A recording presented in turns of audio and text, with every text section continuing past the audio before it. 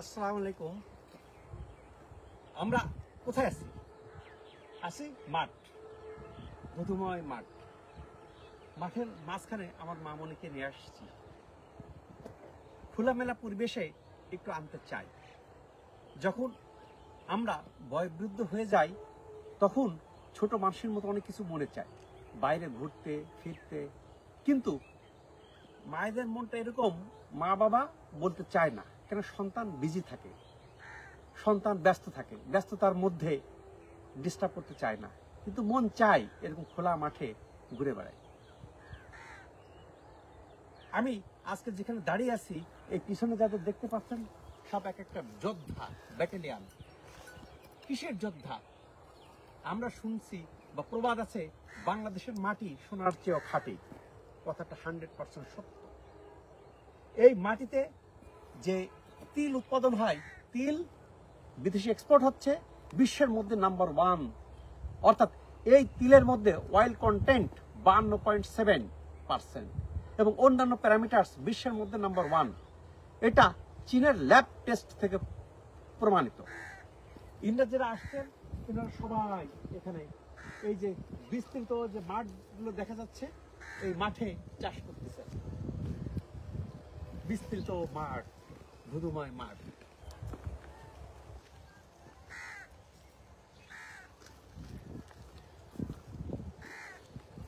আর এখানকার সার্বিক তত্ত্বাবধানে আছেন আমাদের জোয়াই ভাই, উনি দেখভাল করতেছেন।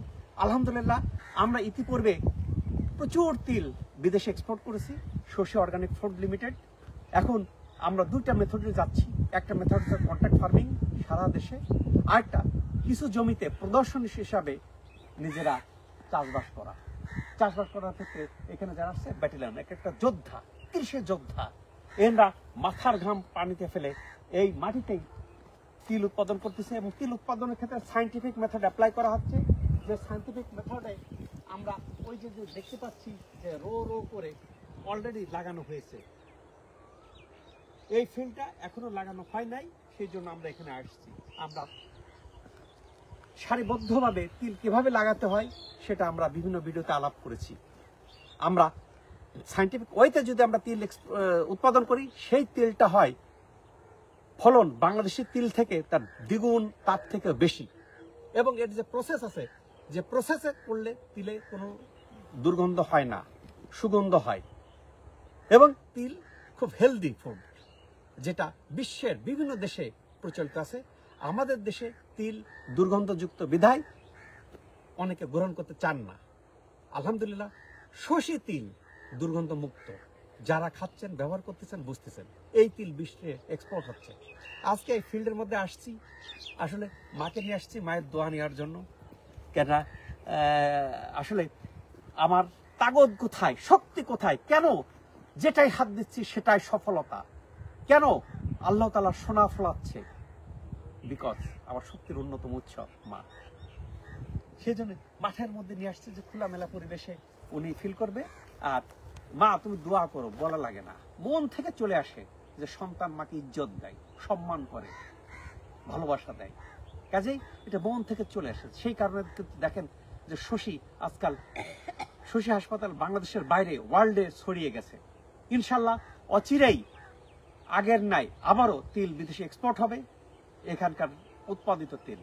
এবং যারা ফিল্ড পরিদর্শন করতে চান সরাসরি করতে পারেন, যারা টেকনিক্যাল সাপোর্ট চান টেকনিক্যাল সাপোর্ট দেওয়া যেতে পারে, যারা এক্সপোর্ট করতে চান তাদের সহায়তা করা যেতে পারে, মার্কেট অ্যানালাইসিস করে, কোয়ালিটি কন্ট্রোল করে, বাজার ধরে। সর্বোপরি আমি ধন্যবাদ জানাই যে মাকে কষ্ট করে আসছেন খোলামেলা পরিবেশে। এবং এইসব যোদ্ধা যারা মাথার ঘাম পায়ে ফেলে এইভাবে যদি সবাই তিল তিল করে আমরা কৃষিপণ্য বিদেশে এক্সপোর্ট করি, বৈদেশিক মুদ্রা অর্জন করি দেশে, তাহলে দেখবেন যে এদের মধ্যে হাসি। কেন এই তিলটা উৎপাদনের সাথে সাথে ভালো দাম পায়, বাজারে বিক্রি হয়। কৃষক যদি ভালো দাম পায়, বাজারে বিক্রি হয়, বলার অপেক্ষা রাখে না। আমি স্যালুট জানাই এইসব যোদ্ধা কৃষকদের, যার মাথার ঘাম পায়ে ফেলে এই কৃষি পণ্য উৎপাদন করতে। আল্লাহ তাআলা আমাদের সবাইকে পণ্য, কৃষি পণ্য উচ্চ মূল্যে বিদেশে এক্সপোর্ট করার তৌফিক দান করুন, এই প্রত্যাশা রেখে আমি শেষ করছি। Doctor S M Shahidul Islam.